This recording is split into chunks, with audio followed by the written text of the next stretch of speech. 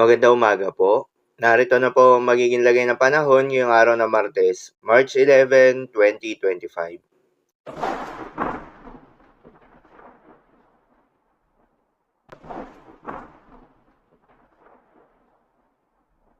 Sa kasalukuyan at ayon sa pag-asa, wala nang direktang epekto itong shear line o yung salubungan ng malamig na northeast monsoon at mainit na easterly sa anumang bahagi ng ating bansa dahil sa paghina nitong northeast monsoon. At dahil nga humina yung epekto nitong northeast monsoon o hangin amihan, ito ay nakakaapekto na lamang sa may extreme northern Luzon. Dahil dito ay asahan na lamang yung bahagya hanggang sa maulap na kalangitan na may kalat-kalat na mga mahihinang pag-ulan. Habang yung easterlies o yung mainit na hangin galing sa may karagatang Pasipiko ang nakakaapekto at posibleng magdala ng bahagya hanggang sa maulap na kalangitan na may kalat-kalat na mga pag-ulan at thunderstorms sa nalalabing bahagi pa ng ating bansa.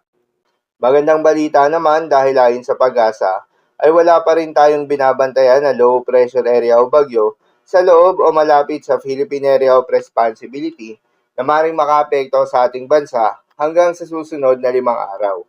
Ngunit maging handa pa rin tayo dahil maaring wala o merong isang bagyo ang posibleng mabuo o pumasok ng Philippine Area of Responsibility ngayong buwan ng Marso. Para naman sa magiging lagay ng panahon ngayong araw ng Martes, dahil nga sa epekto nitong easterlies, asahan sa may Aurora, Quezon, Camarines Norte, Camarines Sur, Catanduanes at Albay ang maulap na kalangitan na may kalat-kalat na mga pagulan at isolated thunderstorms.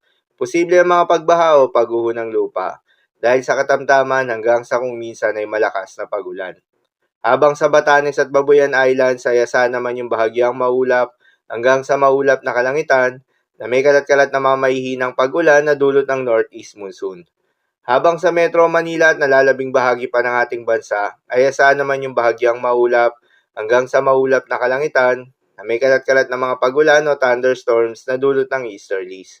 Posible rin na mga pagbaha o pagguho ng lupa during severe thunderstorms. Madalas nabobo ang mga thunderstorms na ito tuwing hapon o gabi na nagtatagal ng 1 hanggang 2 oras. Kaya naman ingat sa mga posibleng banta ng pagbaha at pagguho ng lupa, lalong-lalo na sa mga lugar na inuulan na noong mga nakaraang araw pa. At para naman sa magiging lagay ng mga dagat baybayin, ayon sa pag-asa ay wala pa rin tayong nakataas na gale warning sa anumang seaboards ng ating bansa.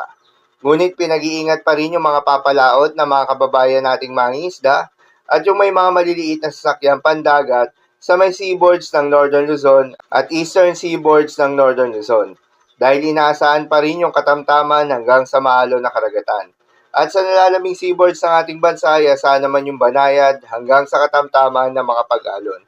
Ngunit iba yung pag-iingat pa rin, lalo na kung meron tayong offshore thunderstorms activity, asahan yung paglakas ng hangin at kaakibat nito ay pagtaas rin ng mga pag-alon. So yun lamang po para sa lagay ng panahon ngayong araw ng Martes. Keep safe everyone.